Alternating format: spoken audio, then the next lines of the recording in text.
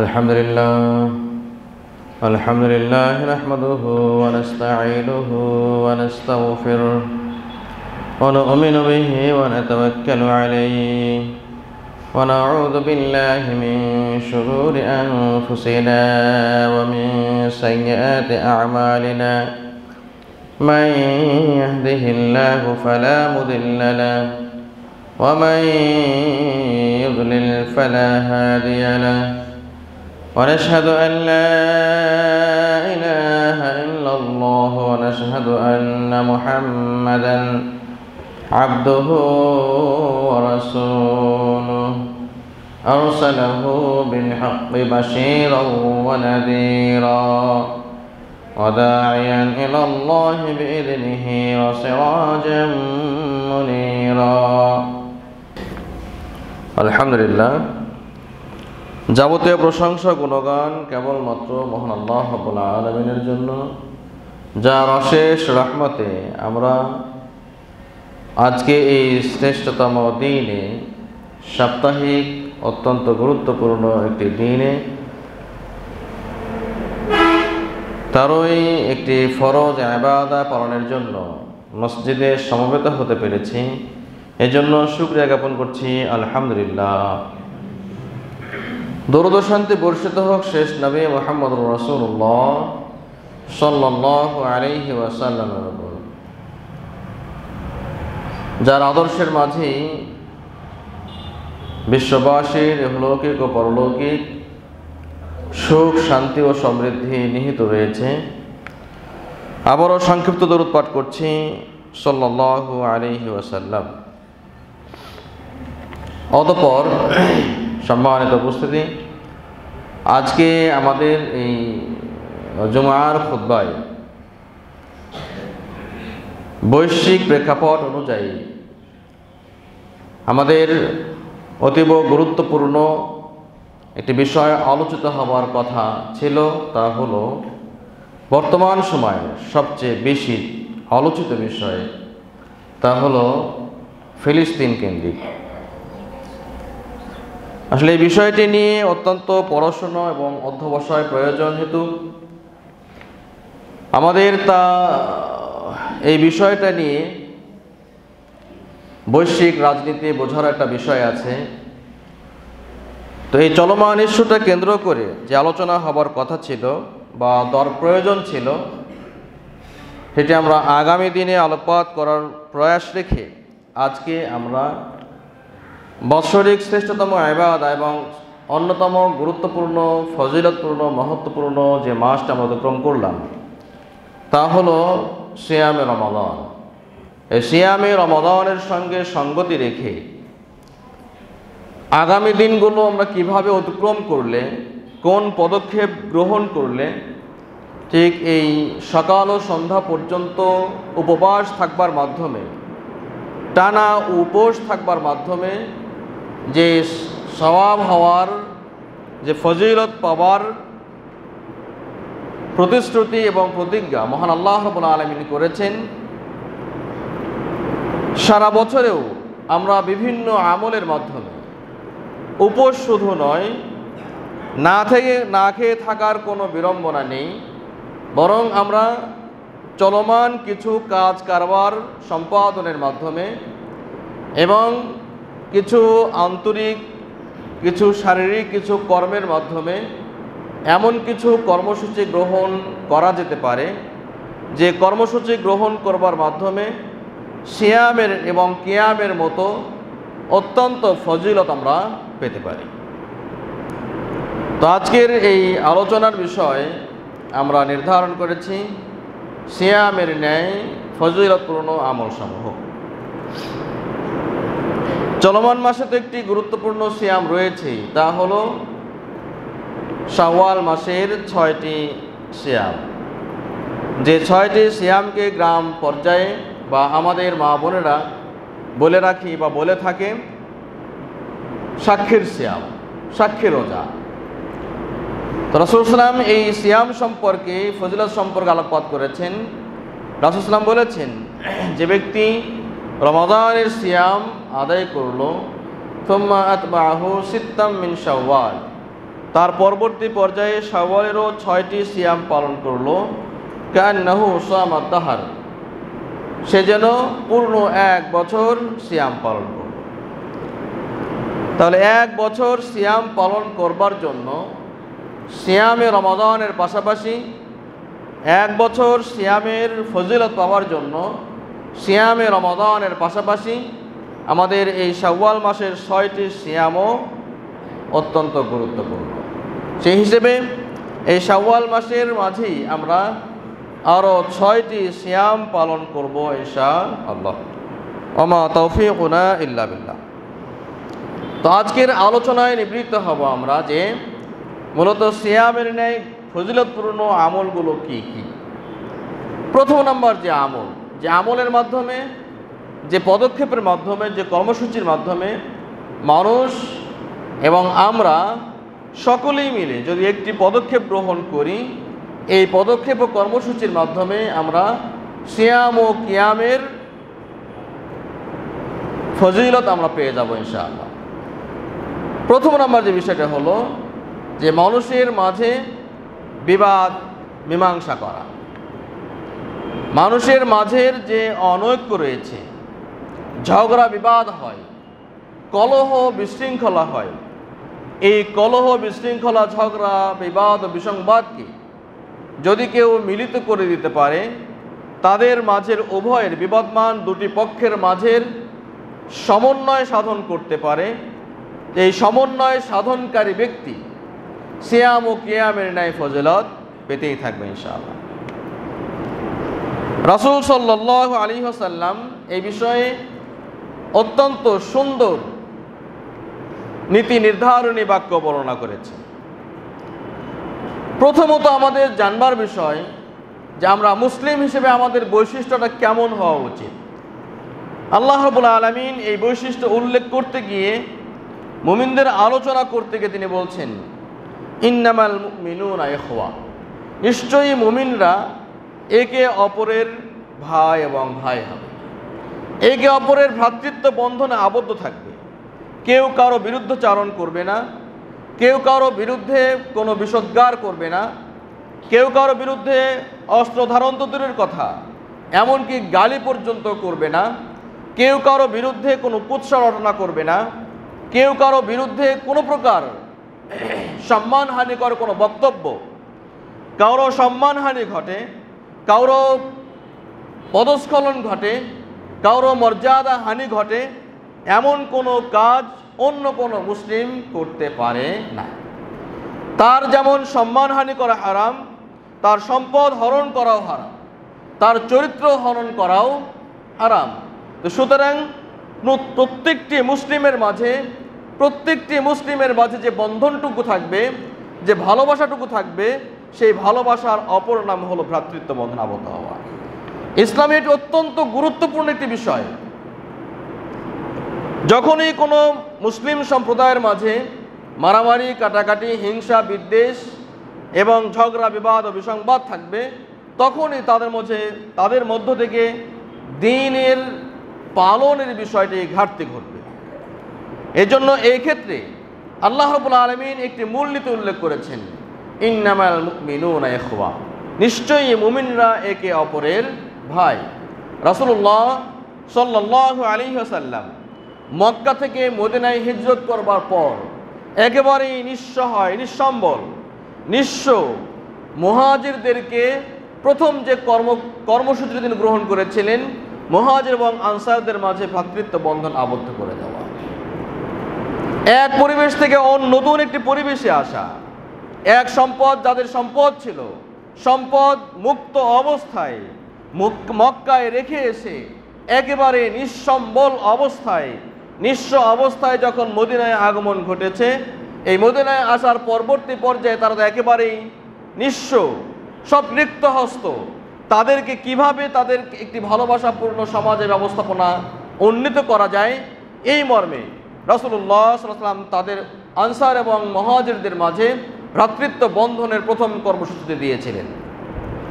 এমনই গাঢ় সম্পর্ক তাদের মাঝে হয়েছিল শুধুমাত্র দ্বীনি স্বার্থে। এক সাহাবা আর এক সাহাবাকে বলছেন, আনসার সাহাবী তিনি অন্য একজন মুহাজির সাহাবীকে বলছেন, আমি আমার সমুদয় সম্পদকে দুই ভাগে বিভক্ত করে দেব, এক ভাগ তোমার, এক ভাগ আমার। আমার কয়েকটি স্ত্রীর মধ্যে তোমার জন্য তুমি দেখবে পর্দা অবতীর্ণ হওয়ার আগের ঘটনা। রাসূলুল্লাহ সাহাবাগণ বলছেন যে আমার স্ত্রীদের মধ্যে তোমার যেটি পছন্দ হবে আমি তাকে তালাক দেব, ইদ্দত শেষ হওয়ার পরে তুমি তাকে সহজেই বিবাহ করে নিতে পারো। মুহাজির সাহাবী রাদিয়াল্লাহু তাআলা আনহুম তারা বলছিলেন, এটা আমার প্রয়োজন নেই, তোমার মহানুভবতা, তোমার সৌজন্য বোধের জন্য আল্লাহ তোমাকে জাযায়ে খায়ের দান করুন, আমাকে দেখিয়ে দাও বাজারটা কোথায়। তো এইগুলো ছিল সাহাবায়ে কেরামদের মধ্যে তাদের প্রাথমিক পর্যায়ে রাসূলের প্রথম কর্মসূচির ফলাফল এবং দূর ভবিষ্যতে মদিনাকে একটি ইসলামী রাষ্ট্র ব্যবস্থায় উন্নীত করবার জন্য এবং ইসলামী সমাজ ব্যবস্থাকে একটি মুসলিম অপর মুসলিমের সঙ্গে ওতপ্রোতভাবে শক্তিশালী সম্পর্ক বজায় রাখবার জন্য এবং একে অপরের সম্পর্ককে আরও সুন্দর ও নিখুঁত করবার জন্য প্রথম যে পদক্ষেপ তিনি গ্রহণ করেছিলেন তা হল আল-উখওয়াতু বাইনাল মুসলিমিন, মুসলিমদের মাঝে ভ্রাতৃত্ব বন্ধন আবদ্ধ হওয়া। সম্মানিত উপস্থিতি, তাহলে মুসলিম সমাজে, ইসলামী সমাজে প্রথম যে কার্যকলাপ থাকবে, প্রথম যে কর্মসূচি থাকবে এবং মানসিকতা থাকবে তা হলো অন্য কোনো মুসলিম সে আমার ভাই, সে আমার অত্যন্ত দ্বীনি ভাই, তার যেমন আমি কোনো সম্মানহানি করতে পারি না, তার রক্ত হালাল হতে পারে না, তার সম্পদও তেমন আমার জন্য হালাল হতে পারে না। সুতরাং তার মান সম্মান, তার সম্পদ, তার যাবতীয় কিছুই আমার জন্য হারাম। যখন কোনো সমাজে কোনো মুসলিম এবং সকল মুসলিম এই রকম দিক বিবেচনা করবে যে কোনো মুসলিমের সম্পদ ও সম্মান হরণ ও নষ্ট করা আমার জন্য হারাম, ঠিক তখনই একটি সমাজ সুন্দর, সুষ্ঠু ও সমৃদ্ধপূর্ণ হতে পারে। আজকের সমাজে দেখুন, এক ভাই সবসময় ফিকির করে অপর ভাইয়ের সম্পদকে কীভাবে কুক্ষিগত করা যায়, সন্তান ফিকির করে পিতামাতার সম্পদ কিভাবে একাই পাওয়া যায়, কোনো ভাই চিন্তা করে যে বোনকে সম্পদ না দিয়ে পিতার যাবতীয় সম্পদকে, সমুদয় সম্পদকে আমি কিভাবে কুক্ষিগত করতে পারি, হরণ করতে পারি। ভাই মারা গিয়েছে, ছোট্ট ছোট্ট ভাতিজা ভাতিজি রয়েছে, ভাই তখন চিন্তা করে, কিভাবে চিন্তা করে যে তাদেরকে বঞ্চিত করে মৃত ভাইয়ের সম্পদ আমি আহরণ করতে পারি, সংগ্রহ করতে পারি এবং নিজে কুক্ষিগত করতে পারি। এই চিন্তা চেতনায় যখন এই সমাজ ব্যবস্থা এসেছে তখনই মূলত সমাজ থেকে দিন চর্চার তো পরিবেশ দূরীভূত হয়েছেই, উপরন্তু মুসলিমদের মাঝে যে বিদ্বেষ এবং মারামারি, কাটাকাটি, হানাহানি, সেই জাহেলিপনার যে ব্যবস্থাপনা, ঠিক সেটাই আজকে বর্তমানে বিরাজ করছে, যা অত্যন্ত দুঃখজনক। সম্মানিত উপস্থিতি, তাহলে এই ভ্রাতৃত্ব বন্ধন আবদ্ধ হবার পর কখনো যদি কদাচিৎ কোনো মুসলিম অপর মুসলিম ভাইয়ের সঙ্গে যদি মন টানাটানি হয়, সম্পর্কের টানাপোড়েন ঘটে, তাহলে আল্লাহ কর্তৃক নির্দেশনা হলো যে ফাসলিহু বাইনা আখাওয়াইকুম, তোমাদের ভাইদের মাঝে সংঘটিতব্য যে বিবাদ রয়েছে, যে ঝগড়া রয়েছে, যে সমস্যা রয়েছে, সেই সমস্যাগুলোকে সমাধানকল্পে দ্রুত ব্যবস্থা গ্রহণ করো। তোমরা তোমাদের ভাইয়ের মাঝে সংশোধন করে দাও, সংস্কার করে দাও, ইসলাহ করে দাও, তাদের মাঝে সমাধান করে দাও।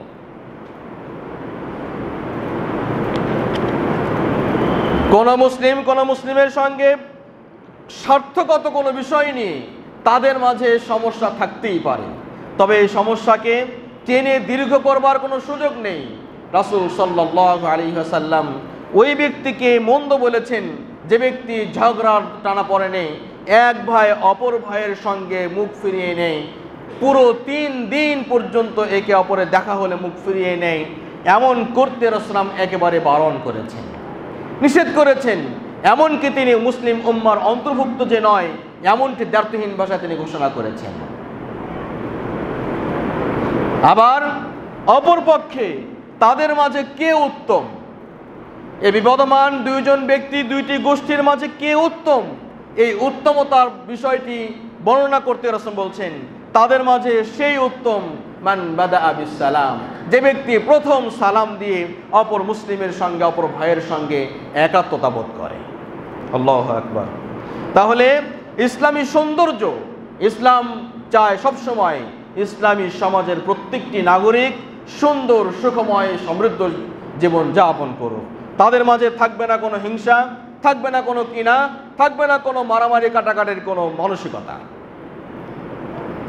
শুধু তাই নয়, যাদের হৃদয়ে সামান্যতম হিংসার বীজ রয়েছে, রাসূল সাল্লাল্লাহু আলাইহি ওয়াসাল্লাম ওই ব্যক্তির ব্যাপারে হুঁশিয়ারি জ্ঞাপন করেছেন, উচ্চারণ করেছেন, যার ভিতরে, যার হৃদয়ে সরিষার তিল পরিমাণ, সরিষার দানা পরিমাণ হিংসা রয়েছে, সে জান্নাতে প্রবেশ করবে না। সম্মানিত উপস্থিতি, তাহলে দ্বীনি পরিবেশটা হবে অত্যন্ত সুন্দর, ইসলামী সমাজ ব্যবস্থাটা হবে অত্যন্ত ভ্রাতৃত্বপূর্ণ, অত্যন্ত মর্যাদাপূর্ণ। কেউ কারো সম্পদ যেমন হস্তক্ষেপ করবে না, কারো সম্পদ যেমন হস্তক্ষেপ করবে না, কারো সম্মানও তেমনটি হরণ করবে না। আমরা বলছিলাম অন্য একটি আয়াতে আল্লাহ রাব্বুল আলামিন বলেছেন, ওয়াইন তাইফাতানি মিনাল মুমিনিনা ইকতাতালু, যদি মুমিনদের দুটি দল নিজেদের মধ্যে আপোষে মারামারি কাটাকাটিতে লিপ্ত হয়, ফাসলিহু বাইনাহুমা, হে তৃতীয় পক্ষ সজাগ ও বিবেকবান যারা রয়েছে, তারা তোমরা দ্রুততম সময়ে তাদের মাঝে মীমাংসা করার ব্যবস্থাপনা করে দাও। রাসূলুল্লাহ সাল্লাল্লাহু আলাইহি ওয়াসাল্লাম বলেছেন, কুল্লু সুলামা মিনান নাসি আলাইহি সাদাকা, মানুষের শরীরে অবয়বগত কাঠামোতে যতগুলো জোড় রয়েছে, যতগুলো জোড়া রয়েছে, হাড্ডির জোড়া রয়েছে, একটি হাড্ডির সঙ্গে আর একটি হাড়ের যে জোড়া রয়েছে, প্রত্যেকটি জোড়ার জন্য একটি করে সাদাকা রয়েছে। প্রতিদিন সাদাকা রয়েছে। কিভাবে হতে পারে সেই সাদাকাগুলো? রাসূল সাল্লাল্লাহু আলাইহি ওয়াসাল্লাম বলছেন, তাআদুলু বাইনাল ইসনাইনি সাদাকা, দুইজন ব্যক্তির মাঝে বিবাদকে দূরীভূত করে দেওয়া, দুইজন বিবাদমান পক্ষকে একত্র করে দেওয়া, তাদের সমস্যাকে সমাধান করে দেওয়া, এটি একটি সাদাকা। এই কাজের সঙ্গে অনেকগুলো অঙ্গের জড়িত থাকবার কথা।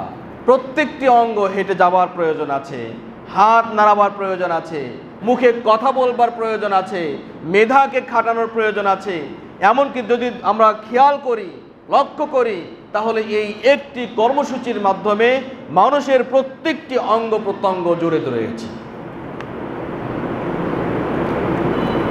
তাহলে দুই ভাইয়ের মাঝে বিবাদকে যারা মীমাংসা করে দেয়, দুই পরিবারের বিবাদকে যারা মীমাংসা করে দেয়, দুই গোষ্ঠীর বিবাদকে যারা মীমাংসা করে দেয়, রাসূল সাল্লাল্লাহু আলাইহি ওয়াসাল্লাম বলছেন, তাআদুলু বাইনাল ইসনাইন, দুইজনের মাঝের সমন্বয় সাধন করাটা, এটি হলো সাদাকা।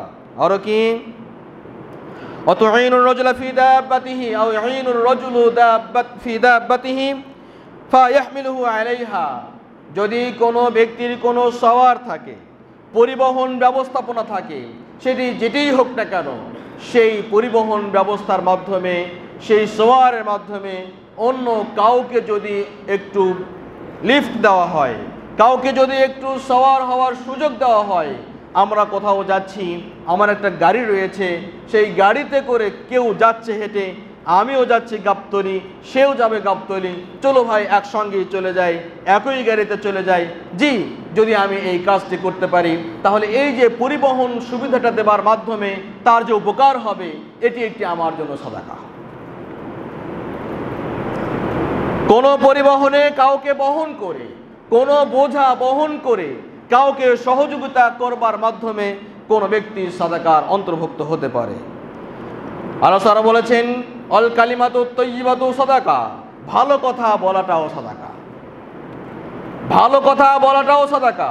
সাহাবাগণ জিজ্ঞেস করছেন, ইয়া রাসূলুল্লাহ, আমাদের মধ্যে যারা সম্পদশালী তারা তো যাকাত দেবে, তারা তো নফল সাদাকা করবে, বিভিন্নভাবে বিভিন্ন কাজে, জনস্বার্থে জনকল্যাণমূলক কাজে অর্থ ব্যয়ের মাধ্যমে তারা তো অনেক কিছু কামায় উপার্জন করতে পারবে। তাহলে আমাদের কি হবে? রাসূল সাল্লাল্লাহু আলাইহি ওয়াসাল্লাম প্রথমত যে কথাটি বললেন তা হলো যে তাদের প্রতি যে আল্লাহ রাব্বুল আলামিন যে ফজিলত দান করেছেন, যে অবদান দিয়েছেন, যে নিয়ামত দান করেছেন, এটা তো অনস্বীকার্য। উপরন্তু তোমাদের জন্য আরো প্লাস পয়েন্ট রয়েছে। তোমরা যতক্ষণ ভালো কথা বলবে প্রত্যেকটি ভালো কথায় তোমাদের জন্য সাদাকা হয়ে যাবে। সুবহানাল্লাহ। আমরা যেখানে অবস্থান করি না কেন, ছোট হই অথবা বড় হই, মাঝারি যেই হই না কেন, প্রত্যেকটি ক্ষেত্রেই ছোট থেকে বড়, সকাল থেকে সন্ধ্যা, সন্ধ্যা থেকে রাত, শেষ রাত পর্যন্ত, সূর্যোদয় পর্যন্ত, সূর্যোদয় থেকে সূর্যাস্ত, আবার সূর্যোদয় পর্যন্ত, এই প্রত্যেকটি সময়ে যদি ভালো কথা চিন্তা করি, অন্যকে ভালো কথা বলি, প্রত্যেকটি ভালো কথায় আমাদের জন্য একটি করে সাদাকা হবে। প্রয়োজন নেই কোনো অর্থ বিলানোর, আমার পকেটে টাকা নেই, অসুবিধা নেই, বরং আমি ভালো কথা বলবার মাধ্যমে আমার সাদাকা আমি লুটে নিতে পারি। তন্মধ্যে আরো বলছেন, অবিকুল্লি খুতুওয়াতিন তামশিহা ইলা সালাতি সাদাকা। সালাতের জন্য বনু আদম প্রত্যেকটি পদক্ষেপ যে ফেলে, প্রতিটি পদক্ষেপ বনু আদমের জন্য একটি করে সাদাকা। আজকে আমরা যেখান থেকেই সালাতের জন্য আসি না কেন, আমাদের এই সালাতের প্রত্যেকটি পদক্ষেপ এক একটি সাদাকা। সুবহানাল্লাহ। অরগতমিতুল আদা আনিত তরিকি সাদাকা, এবং রাস্তা থেকে কষ্টদায়ক কোনো বস্তুকে সরে ফেলে দেওয়া, রাস্তা থেকে কোনো কষ্টদায়ক বস্তুকে সরিয়ে ফেলে দেওয়া, এটি হলো সাদাকা। হাদিসটি বুখারী এবং মুসলিমে সমন্বিতভাবে বর্ণিত হয়েছে। সুতরাং বনু আদমের প্রত্যেকটি পদক্ষেপ, প্রত্যেকটি কার্যকলাপ আমাদের সাদাকা হতে পারে। চলুন বিষয়ের সঙ্গে সম্পর্কযুক্ত রাসূল আরো বলেছেন, আলা উখবিরুকুম বিআফযাল মিন দারাজাতিস সিয়াম ওয়াস সালাত ওয়াস সাদাকা। হে সাহাবীগণ, আমি কি তোমাদেরকে সিয়াম, সালাত ও সাদাকার চাইতে অতি উত্তম আরো একটি আমলের কথা বর্ণনা করব না? আমি কি তোমাদেরকে সালাত, সিয়াম ও সাদাকার চাইতে এর চাইতেও আরো উন্নত মর্যাদা, আরো ভালো সম্মানের অধিকারী করবে এমন কি কোনো আমলের কথা বলবো না, সংবাদ দেব না? অলু বালা, সাহাবাগণ বললেন, হ্যাঁ অবশ্যই ইয়া রাসূলুল্লাহ, আপনি অবশ্যই দেবেন। আল্লাহ রাসূল বললেন, সালাহু যাতিল বাইন, দুইজন বিবাদমান দুটি পক্ষের মাঝে সমন্বয় সাধন করা, এটি হলো সালাত, সিয়াম, সাদাকার চাইতেও অতি উত্তম। সম্মানিত উপস্থিতি, যেটি আমরা বলছিলাম, আল্লাহ রাসূল বলছেন তাআদিলু বাইনাল ইসনাইন সাদাকা, দুইজনের মাঝে ইনসাফ কায়েম করা, দুইজনের মাঝে সমতা সাধন করা, দুইজনের মাঝে সমন্বয় সাধন করা, এটি একটি সাদাকা। কিন্তু এই সাদাকা যে এত বড়, সালাত, সিয়াম ও সাদাকার চাইতেও অতি উত্তম, রাসূল উল্লেখ করেছেন। আর বলছেন, ফাইন্না ফাসাদা যাতিল বাইন হিয়াল হালিকা। আল্লাহ রাসূল বলছেন, কেননা দুইজন সমষ্টি, দুটি পরিবারের মাঝে যে ঝগড়া বিবাদকে যে জিইয়ে রাখা, এটিকে অটল রাখা, অবিচল রাখা, এগুলো আল হালিকা, মুন্ডনকারী, নস্যাৎকারী, নিঃশেষকারী।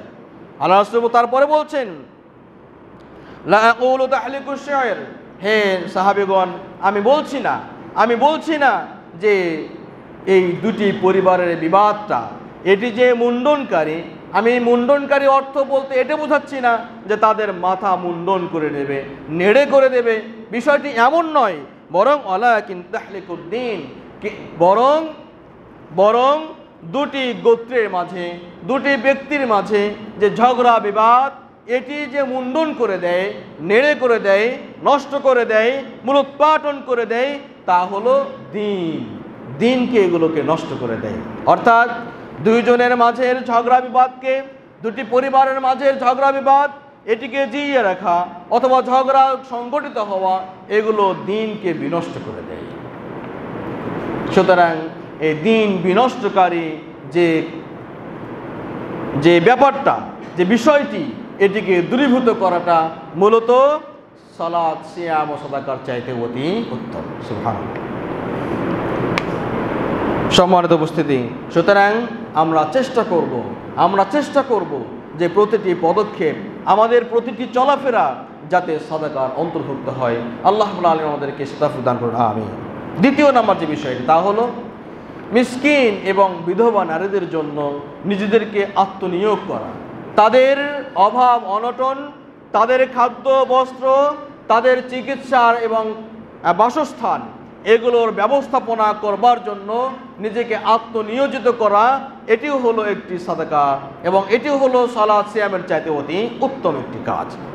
রাসূলুল্লাহ সাল্লাল্লাহু আলাইহি ওয়াসাল্লাম বলেছেন, আস-সাঈ আলাল আরমালাতি আস-সাঈ আলাল আরমালাতি ওয়াল মিসকিন কাল মুজাহিদি ফি সাবিলিল্লাহ।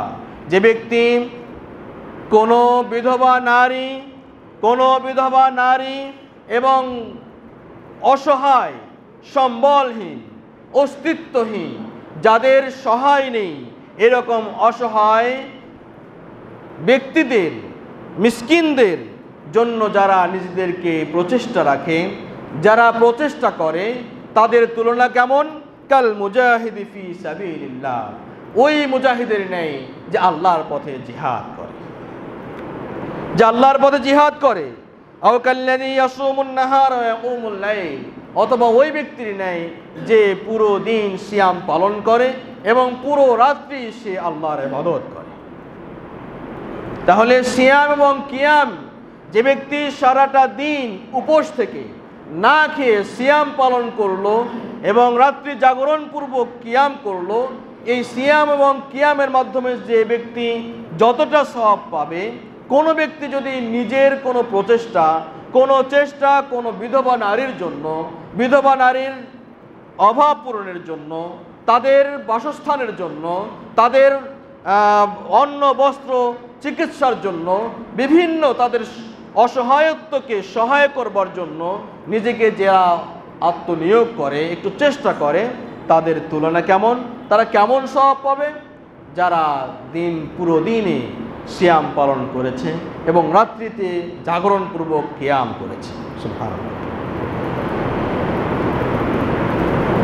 তাহলে যারা যতক্ষণ পর্যন্ত, যতদিন পর্যন্ত, যত বছর পর্যন্ত কোনো ব্যক্তি, ব্যষ্টি, সমষ্টি এই সমাজের অসহায় নারী, সমাজের অসহায় একটু জনগোষ্ঠীর জন্য নিজেকে আত্মনিয়োগ করবে, ততদিন পর্যন্ত সে সিয়াম এবং কিয়ামের সওয়াব পেতেই থাকবে ইনশাআল্লাহ। এবং ততদিন পর্যন্ত কোনো ব্যক্তি আল্লাহর পথে সমরাঙ্গনে জিহাদ করার মাধ্যমে যতটা সওয়াব পাবে, কোনো ব্যক্তি যদি এইরকম বিধবা এবং মিসকিন এই সংখ্যার জন্য, এই সদস্যদের জন্য প্রচেষ্টা চালায়, সে ততদিন মুজাহিদ হিসেবে আল্লাহর কাছে বিবেচিত হবে। সুবহানাল্লাহ। অন্য একটি বর্ণনা রয়েছে, কাল কাইমি লা ইয়াফতুর, ওই ব্যক্তির নেই যে ব্যক্তি কিয়াম পালন করে, কিয়াম উদযাপন করে, রাত্রি জাগরণ করে বিরামহীনভাবে। ওয়া কাস-সাইমি লা ইফতিরু, এবং যারা বিরামহীনভাবে সিয়াম পালন করে, ইফতারবিহীন সিয়াম পালন করে, এই ব্যক্তির মতো তারা সওয়াব পেয়ে যাবে। তাহলে আজকের সমাজে যে বাস্তবিক চিত্র, যদি এইরকম কোনো ব্যক্তি, ব্যষ্টি, সমষ্টি, কোনো সংস্থা দাঁড়িয়ে যায়, কোনো ব্যক্তি প্রচেষ্টা চালায় যে তাদের মাধ্যমে বা তাদের যে একটি কর্মসংস্থান অথবা তাদের খাদ্য, বস্ত্র, চিকিৎসা এবং বাসস্থানের ব্যবস্থা করবার জন্য যারা একটু আত্মনিয়োগ করে, আল্লাহু আকবার, তারা এতটাই সওয়াবের ভাগীদার হবে ইনশাআল্লাহ। বরকত দান করুন, আমিন ইয়া রাব্বাল আলামিন।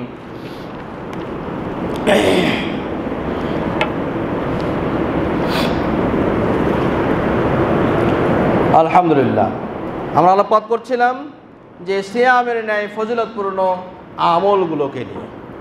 এগুলো কাজ খুব বেশি বিষয় নয়, খুব যে অত্যন্ত ঢাক ঢোল পিটিয়ে অথবা অনেক খরচ করে অথবা অনেক কিছু ব্যবস্থাপনা করে করতে হবে বিষয়টা এমন নয়। যদি ব্যক্তি কেন্দ্রিক হয়, যদি ব্যক্তি পর্যায়ে হয়, একজন ব্যক্তি নীরবে নিভৃতেও এই কাজগুলো করে যেতে পারে, শুধুমাত্র সদিচ্ছার প্রয়োজন। আর এই সদিচ্ছা থাকবার মাধ্যমে সমাজ থেকে বিবাদ বিসংবাদ, সমাজ থেকে কলহ বিবাদ, এটি দূরীভূত হতে বাধ্য হবে। ঠিক অনুরূপভাবে যারা নিগৃহীত রয়েছে, যারা অসহায় রয়েছে, তাদের একটি সহায়ের ব্যবস্থাপনা হবে।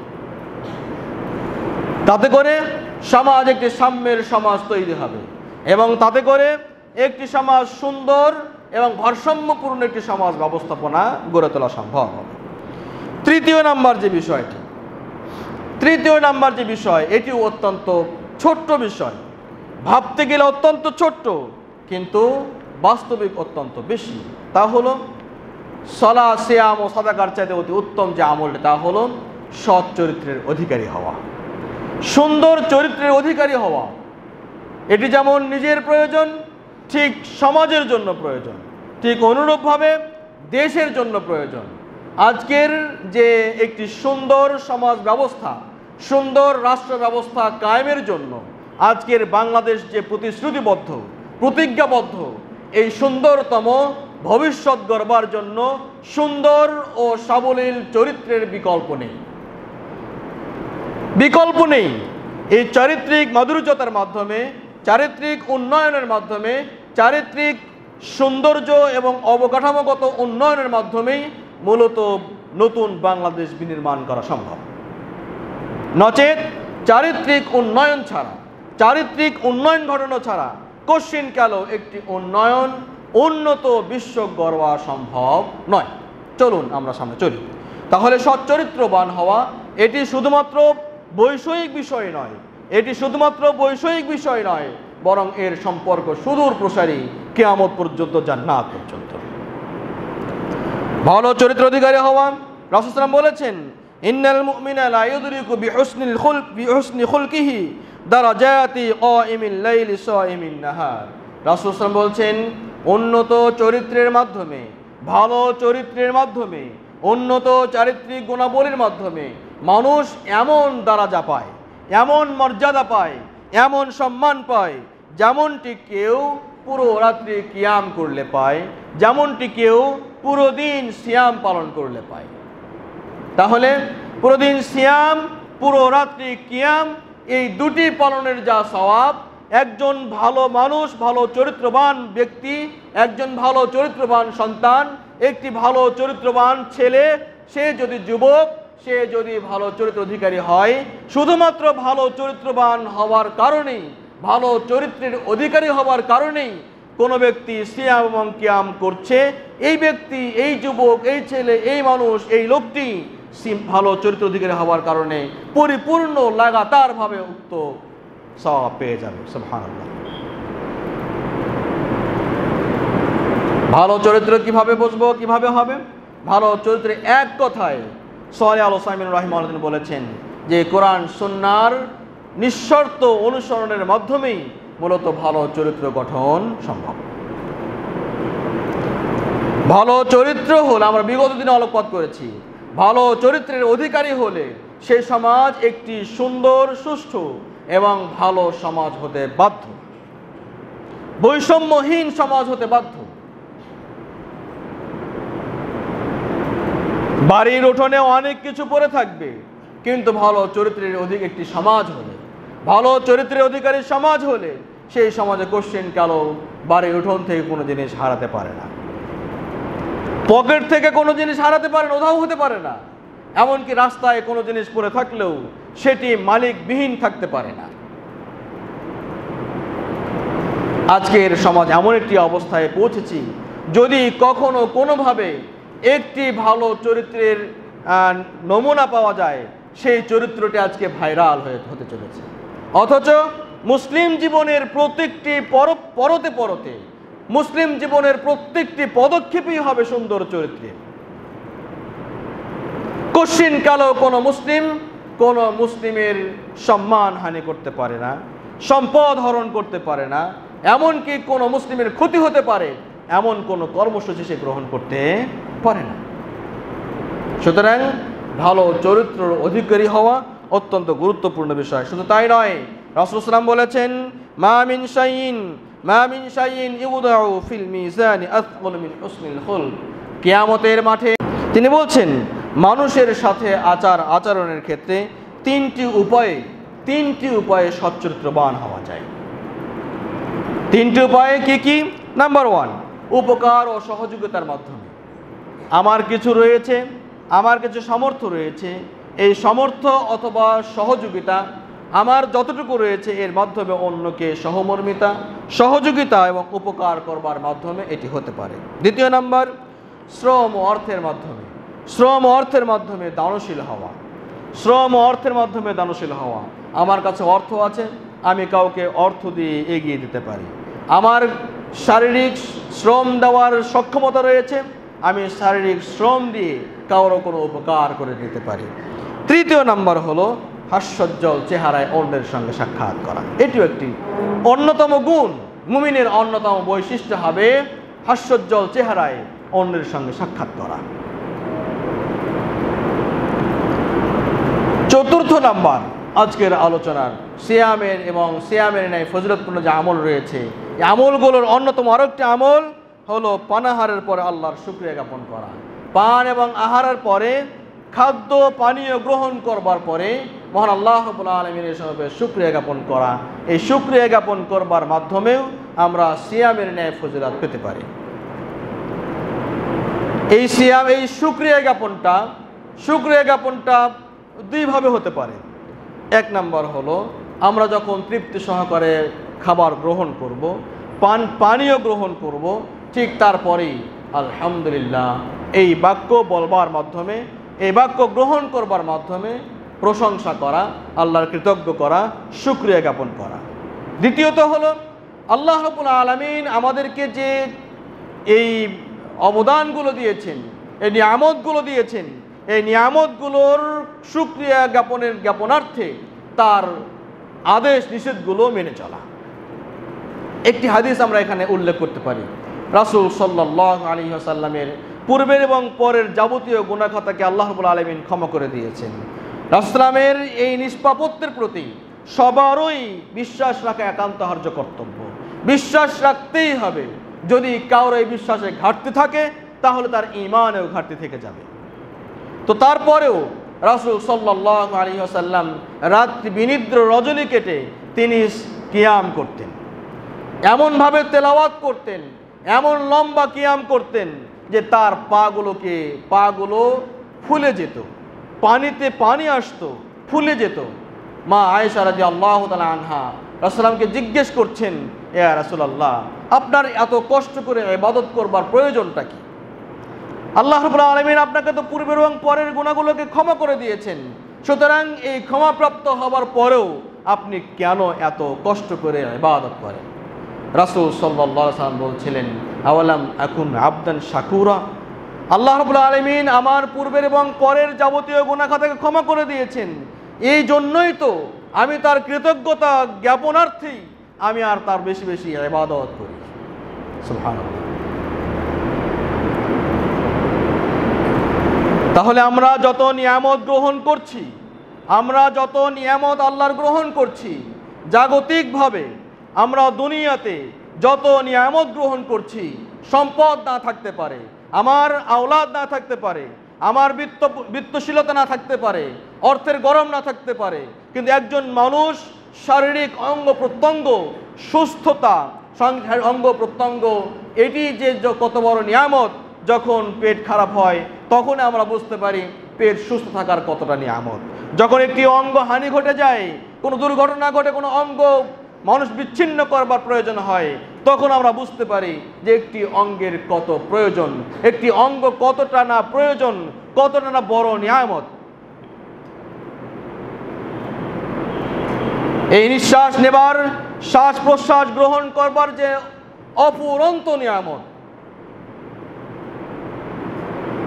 যখন ক্রাইসিসে পড়েছিলাম বিগত করোনাকালীন সময়ে, আমরা দেখেছি এক বোতল অক্সিজেন, এটিকে গ্রহণ করবার জন্য হাহাকার চলে যায়। অক্সিজেন নেই, মানুষ মৃত্যুবরণ করছে। আর তার কত মূল্য, ঘন্টার পর ঘন্টা অক্সিজেন নেবার পরে তার মূল্য দেওয়ার অভাবেই অনেক মানুষ হাসপাতাল থেকেই বের করতে পারেনি। এত অমূল্য অক্সিজেন, সেই অক্সিজেনটা আমরা দুর্বিনীতভাবে প্রতিনিয়ত আল্লাহ রাব্বুল আলামিনের কাছ থেকে, এই যে আল্লাহ রাব্বুল আলামিন যে প্রকৃতি প্রদান করেছেন, যে দুনিয়া পৃথিবীটা প্রদান করেছেন, সে তার থেকে আমরা যে অকল্পনীয়ভাবে এটি যে গ্রহণ করি এবং কোনো প্রকার ফিল্টার ছাড়াই মানুষ যা গ্রহণ করছে, আল্লাহ রাব্বুল আলামিন অটোমেটিক্যালি গোটা পৃথিবীর জন্য এমন একটি স্বয়ংক্রিয় ব্যবস্থাপনা করে দিয়েছেন যে মানুষ গ্রহণ করতে গেলে, কোনো পশু প্রাণী গ্রহণ করতে গেলে এটিকে নতুন করে ফিল্টার করবার প্রয়োজন হয় না। যদি আমরা সারা জীবনের এই গৃহীত অক্সিজেনের বিল যদি প্রদান করতে যাই, তাহলে আমাদের সারা জীবনের উপার্জন দিয়েও সম্ভব হবে না, সম্ভব হবে না। যখন একটি অঙ্গহানি ঘটে প্লাস্টিক সার্জারির মাধ্যমে অথবা যে কোনো মাধ্যমে, এই অঙ্গকে প্রতিস্থাপন করতে গিয়ে কত শত কোটি টাকা যে ব্যয় হয়, এই ব্যয় করবার সক্ষমতাও অনেক মানুষের থাকে না। তাহলে এত দামি, এত সুন্দর ব্যবস্থাপনা দিয়ে মহান আল্লাহ রাব্বুল আলামিন যে শরীরটাকে আমাদেরকে প্রদান করেছেন, দুনিয়ার অন্য কোনো নিয়ামতের কথা বাদ দিলেও যদি শুধুমাত্র এই শারীরিক অবকাঠামোগত যে অঙ্গ প্রত্যঙ্গ রয়েছে, এই অঙ্গ প্রত্যঙ্গগুলোর, এই নিয়ামতগুলোর যদি আমরা শুকরিয়া জ্ঞাপন করি, তদুপরি আমাদের উচিত যে সার্বক্ষণিক মহান আল্লাহ রাব্বুল আলামিনের কৃতজ্ঞতা জ্ঞাপনার্থে তার আদেশ এবং নিষেধগুলোকে ভালোভাবে পালন করা। সম্মানিত উপস্থিতি, সুতরাং আল্লাহ রাব্বুল আলামিনের এই কৃতজ্ঞতা শুধুমাত্র আলহামদুলিল্লাহ বলার মাধ্যমেই নয়। হ্যাঁ, আলহামদুলিল্লাহ এটি একটি অন্যতম মাধ্যম, এটি অন্যতম মাধ্যম কৃতজ্ঞতা প্রকাশের, তবে একমাত্র মাধ্যম নয়, একমাত্র মাধ্যম নয়, বরং এই কৃতজ্ঞতা জ্ঞাপনের আরও মাধ্যম হলো তার প্রতি কৃতজ্ঞ হওয়া, তার আনুগত্য করা, তার নিষিদ্ধ বিষয়গুলো থেকে নিজেকে বিরত রাখা। তার আদিষ্ট যতগুলো কাজ যতক্ষণ আমরা করতে থাকব, নিষিদ্ধ কাজগুলো থেকে যতক্ষণ আমরা বিরত থাকতে থাকব, ততক্ষণ পর্যন্ত প্রত্যেকটি বান্দা তার আমল নামায় সওয়াব পেতেই থাকবে ইনশাআল্লাহ। রাসূল সাল্লাল্লাহু আলাইহি ওয়াসাল্লাম বলছেন, আল্লাহ রাসূল বলছেন, যারা খাবার গ্রহণ করলো, আল্লাহর নিয়ামত গ্রহণ করলো, সেই ব্যক্তি গ্রহণ করবার পর আশ-শাকির কৃতজ্ঞ হলো, সেই ব্যক্তির মঞ্জিল হলো, সেই ব্যক্তির স্তর হলো, মর্যাদা হলো বিমানজিলাতিস সাইম আস-সাবির, ধৈর্যশীল সিয়াম পালনকারীর নেই। অন্য একটি হাদিসে বলছেন, হ্যাঁ, ইবনে বাত্তাল রাহিমাহুল্লাহ তিনি বলছেন, হাদা মিন তাফাজ্জুলিল্লাহি আলা ইবাদিহি, এটি তো মহান আল্লাহ রাব্বুল আলামিনের পক্ষ থেকে বান্দার জন্য অফুরন্ত নিয়ামত, যে যে যে খাবারটি তিনি বান্দার জন্য প্রদান করেছেন, যে খাবারটি তিনি বান্দার জন্য প্রদান করেছেন, সেই বান্দা যখন উক্ত খাবার গ্রহণ করলো, গ্রহণ করবার পর শুধুমাত্র শুকরিয়া জ্ঞাপন করলো, সেই ব্যক্তি সিয়ামের সওয়াব এবং কিয়ামের সওয়াব পেয়ে গেল। সুবহানাল্লাহ। তাহলে অত্যন্ত ছোট্ট কাজ, অত্যন্ত তুচ্ছ বিষয়, কিন্তু উজরতের দিক থেকে, প্রতিদানের দিক থেকে অত্যন্ত বেশি। আল্লাহ রাব্বুল আলামিন তার প্রদত্ত নিয়ামতগুলোর যথাযথ শুকরিয়া জ্ঞাপন করবার তৌফিক দান করুন, আমিন ইয়া রাব্বুল আলামিন। পঞ্চম নম্বর যে বিষয়টা আমরা আলোচনা করব সংক্ষিপ্ত করে, তা হলো জুমার দিনে সকাল সকাল মসজিদে আসে। রাসূল সাল্লাল্লাহু আলাইহি ওয়াসাল্লাম বলছেন, মান গাসসালা ইয়াওমাল জুমআতি ওয়া গাতাসালা সুম্মা বাক্কারা ওয়াবতাকারা ওয়া মাশা ওয়া লাম ইয়ারকাব। রাসূল সাল্লাল্লাহু বলছেন, যে ব্যক্তি সকাল সকাল গোসল করলো, অধীনস্থ ব্যক্তিদেরকে গোসল করালো জুমার দিনে, নিজে গোসল করলো, সুম্মা বাক্কারা ওয়াবতাকারা, অধীনস্থ ব্যক্তিকে সকাল সকাল মসজিদে পাঠালো, নিজেও সকাল সকাল আসলো, ওয়া মাশা ওয়া লাম ইয়ারকাব, শোয়ার হয়ে নয় বরং হেঁটে হেঁটে মসজিদে আসলো, ও দানা মিনাল ইমামি, ইমামের পাশাপাশি হলো, কাছাকাছি হলো, ফাস্তামা ওয়ালাম ইয়ালগু, খুতবাকে মনোযোগ সহকারে শ্রবণ করলো, কোনো প্রকার অনর্থক কথাও কাজ করলো না। কানা লাহু বিকুল্লি খুতওয়াতিন আমালু সানাতিন আজরু সিয়ামিহা ওয়া কিয়ামিহা, সেই ব্যক্তির প্রত্যেকটি পদক্ষেপে এক বছরের সিয়াম এবং কিয়ামের ন্যায় সওয়াব পেতে থাকবে। সুবহানাল্লাহ। প্রত্যেকটি পদক্ষেপ, আমরা যদি কাছে থেকে 100 পদক্ষেপ গ্রহণ করি, অথবা 50টি পদক্ষেপে আমরা মসজিদে আসলাম, এই 50টি পদক্ষেপ গ্রহণ করবার মাধ্যমে আমরা 50 বছরের সিয়াম এবং কিয়ামের উজরাত পেতে পারি। আবার যারা এর চাইতেও দূরে যারা অবস্থান করছেন, দূর থেকে যারা 1000 কদম 100 কদম যারা আসছেন, একদিন জুমার সালাতে সকাল সকাল এসে মনোযোগ সহকারে খুতবা শ্রবণ করবার মাধ্যমে, জুমার সালাত আদায় করবার মাধ্যমে যারা 50 কদম 100 কদম আসবে, তাদের প্রত্যেকটি কদমে কদমে 1 বছরের সিয়াম কয়ামের সওয়াব পাওয়া যাবে ইনশাআল্লাহ। আল্লাহু আকবার। আল্লাহ রাব্বুল আলামিন আমাদের আজকের আলোচনার এই সিয়ামের ন্যায় কর্মসূচি কাজগুলোকে করবার তৌফিক দান করুন, আমিন ইয়া রাব্বুল আলামিন। পরিশেষে আমরা আরও একটি বিশাল কথা, তা হলো আসছে আমাদের 14ই এপ্রিল বাংলা নববর্ষ। এই দিনে দেখা যাবে বাংলাদেশে, আমাদের এই মহাদেশে মুসলিমদের উপরে একটি অপসংস্কৃতি চালিয়ে দেওয়া হয়। মঙ্গল শোভাযাত্রার নামে অমঙ্গলের প্রতীকগুলোকে সামনে নিয়ে বাংলার মুসলিমরা 1000 বছরের ঐতিহ্য বলে বাঙালি মুসলিমরা এটিকে সামনে অগ্রসর হবে, যা চূড়ান্ত অপসংস্কৃতি ছাড়া আর কিছুই নয়, উপরন্তু এটি শিরকিয়াতের বহু প্রতীক এগুলোকে বহন করবার নামান্তর। এর মাধ্যমে শিরক এবং শিরকের প্রচলন ঘটাবার প্রতি উৎসাহ রয়েছে এবং যথেষ্ট উপকরণও রয়েছে।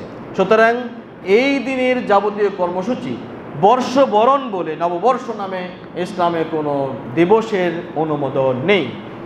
যেহেতু দিবসের অনুমোদন নেই, সুতরাং সেই দিবসকে কেন্দ্র করে যাবতীয় উপকরণ রয়েছে, যাবতীয় আনুষ্ঠানিকতা সবগুলোই অবৈধ।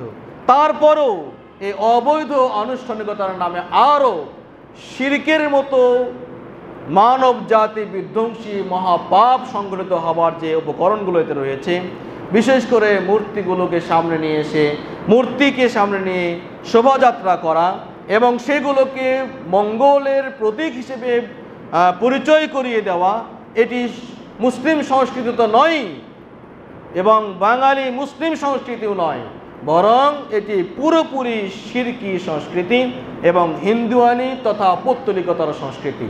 সুতরাং এই সংস্কৃতিকে উৎসাহ করে পালন করবার কোনো সুযোগ ইসলামে নেই। আমরা যারা মুসলিম রয়েছি, আল্লাহ রাব্বুল আলামিন আমাদেরকে এই সংস্কৃতির নামে অপসংস্কৃতিকে দূরে থেকে ঠেলে দেওয়ার তৌফিক দান করুন এবং আল্লাহ রাব্বুল আলামিন আমাদেরকে যাবতীয় অপসংস্কৃতিমূলক কাজ থেকে বিরত থাকবার তৌফিক দান করুন, আমিন রাব্বুল আলামিন। এবং আমাদের যারা নীতি নির্ধারক রয়েছেন তাদেরকেও আল্লাহ রাব্বুল আলামিন সুন্নতি প্রদান করবার মাধ্যমে হেদায়েতের উপর অটল থাকবার তৌফিক দান করুন, আমিন রাব্বুল আলামিন। আল্লাহুম্মা সাল্লি আলা মুহাম্মাদ ওয়া আলা আলি মুহাম্মাদ কামা সাল্লাইতা আলা ইব্রাহিম ওয়া আলা আলি ইব্রাহিম ইন্নাকা হামিদুম মাজিদ। আল্লাহুম্মা বারিক আলা মুহাম্মাদ ওয়া আলা আলি মুহাম্মাদ কামা বারাকতা আলা ইব্রাহিম ওয়া আলা আলি ইব্রাহিম ইন্নাকা হামিদুম মাজিদ। আল্লাহুম্মা আনসুর মান নাসারা দীন মুহাম্মদ সাল্লাল্লাহু আলাইহি ওয়াসাল্লাম ওয়াজআলনা মিনহুম। আল্লাহুম্মা আখযুর মান খাযালা দীন মুহাম্মদ সাল্লাল্লাহু আলাইহি ওয়াসাল্লাম ওয়া লা তাজআলনা মিনহুম। সুবহানাকা আল্লাহুম্মা ওয়া বিহামদিকা আশহাদু আন লা ইলাহা ইল্লা আনতা আস্তাগফিরুকা ওয়া আতুবু ইলাইক।